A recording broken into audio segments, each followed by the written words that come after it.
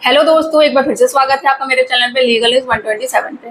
दोस्तों, पति और उसके घर वाले उसके रिश्तेदारों के लिए बहुत ही बड़ी गुड न्यूज है। भारत सरकार ने एक ऐसा बड़ा आदेश निकाला है जिसमें कि पत्नी जो झूठे दहेज के केसेस लगाती है उसके और उसके घर वालों को झूठे आरोप में फंसाती है दहेज के, तो ऐसे झूठे केसेस ना तत्काल प्रभाव से खारिज कर दिए जाएंगे, मतलब खत्म कर दिए जाएंगे। अब ऐसे कौन सा आदेश भारत सरकार ने निकाला है, इसके लिए आपको पूरी वीडियो में अंत तक बने रहना पड़ेगा। और अगर मेरे चैनल पे आप नए हैं, चैनल को सब्सक्राइब करना, लाइक करना, शेयर करना बिल्कुल मत भूलिए और साथ ही बेल आइकन दबा दीजिए, जैसे कि आपको टाइम टाइम पे मेरे वीडियो की नोटिफिकेशन भी मिलती रहे। दोस्तों, होता क्या है, जैसे कि मैंने बताया आपको, झूठे हैं तो दहेज के केसेस कर दिए जाते हैं। पत्नी आपस में, पति पत्नी का जो भी डिस्प्यूट होता है, लड़ाई झगड़ा, तो पत्नी घर छोड़ के चली जाती है, या होता है कि अब केसेस कर दिया दहेज का और उसके बाद भाई फंसा दिए, पति को परेशान करना, मेन उसके घर वालों को परेशान करना, ये मोटिव रहता है। अब जो भारत सरकार ने आदेश दिया है ना, इसमें जो भी झूठे केसेस होंगे ना, अब वो ऐसे कौन कौन से हैं, कौन से ऐसे केसेस होंगे, किनको खत्म करेंगे, वो मैं आपको डिटेल्स में बताऊंगी। ठीक है, तो वीडियो में एंड तक बने रहिएगा, क्योंकि अगर आप आधी जानकारी लेंगे तो इससे कोई बेनिफिट नहीं मिलेगा।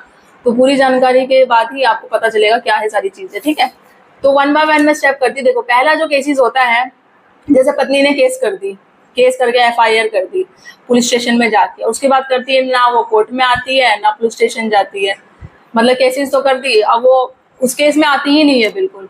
तो पहला ये हुआ कि ऐसे केसेस बिल्कुल खत्म कर दिए जाएंगे। सेकेंडली होता क्या है कि जैसे पत्नी ने झूठे केसेस कर दी दहेज के, उस पे, पति पे और पति के घर वालों पे, अपने मायके पे जाके करती, मत बट वो मायके में है नहीं, वो और कहीं रह रही है। ठीक है, केस तो कर दी, अपने ससुराल में भी नहीं है, छोड़ के ससुराल चली गई।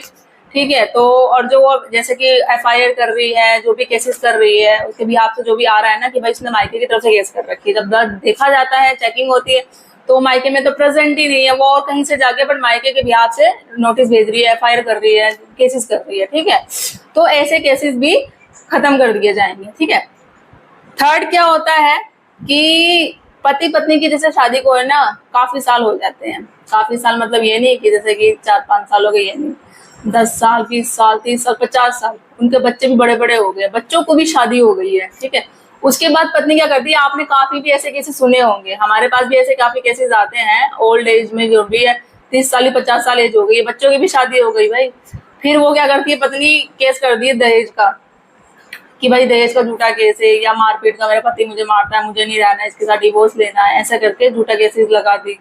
ठीक है, तो ऐसे केसेस भी नहीं चलेंगे, ऐसे केसेस भी खत्म कर दिए जाएंगे तुरंत। ठीक है, इसके बाद क्या होता है, फोर्थ जो हमारा होता है, जब शादी होती है ना पत्नी की, तो जो पत्नी के उसके घर वाले होते हैं, जो भी सामान देते हैं, जैसे हम दहेज बोले या कोई भी गिफ्ट बोले, ज्वेलरी बोले, वो अपनी मर्जी से देते हैं।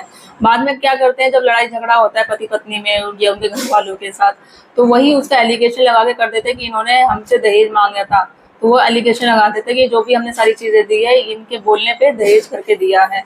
ठीक है, तो उन्होंने अपनी मर्जी से दिया है, बाद में उसका वो करके बोलोगे कि ये एलिगेशन लगा रहे हो, तो ऐसे केसेस भी नहीं चले जाएंगे, तो ऐसे केसेस भी तुरंत खारिज कर दिए जाएंगे।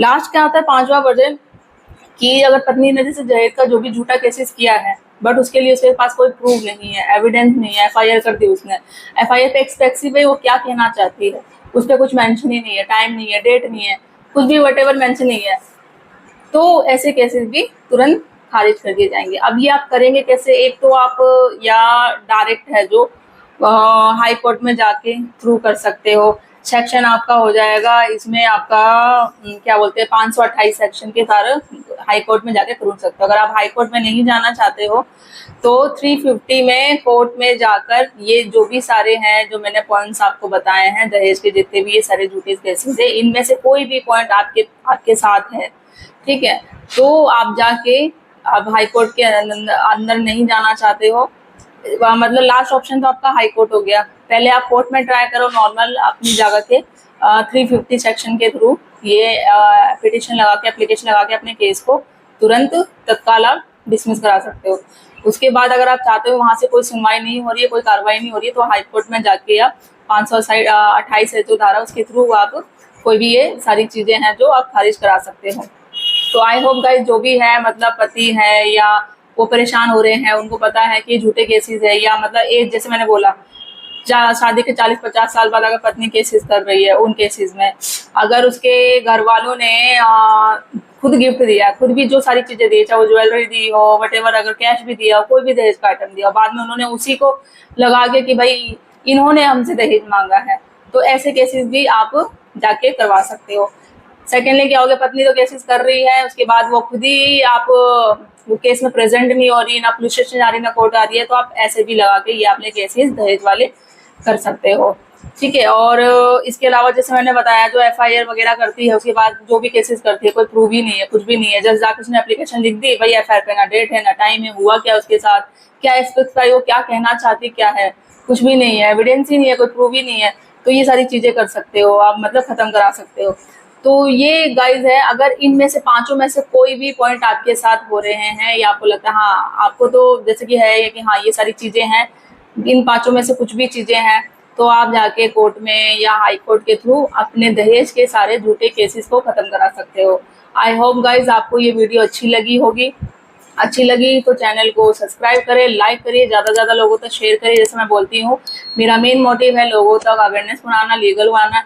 ये नहीं कि पति पत्नी, मैं एक पति के बेहाफ से बना रही वीडियो, मैं दोनों की तरफ से बोला थी। जैसे पत्नी के इक्वल अधिकार है, पति के भी है, दोनों के इक्वल ही होते हैं, कोई किसी से कम नहीं। हाँ, बट अगर जो होता है मैं जैसे बोलती हूँ ना, पत्नी के पास ज़्यादा राइट्स होते हैं, पति के पास नहीं होते हैं। लोगों का ये सोचना है पतियों का, बट ऐसा नहीं है, दोनों के पास इक्वल अधिकार है, बट आपको जानने की, पहचानने की जरूरत है।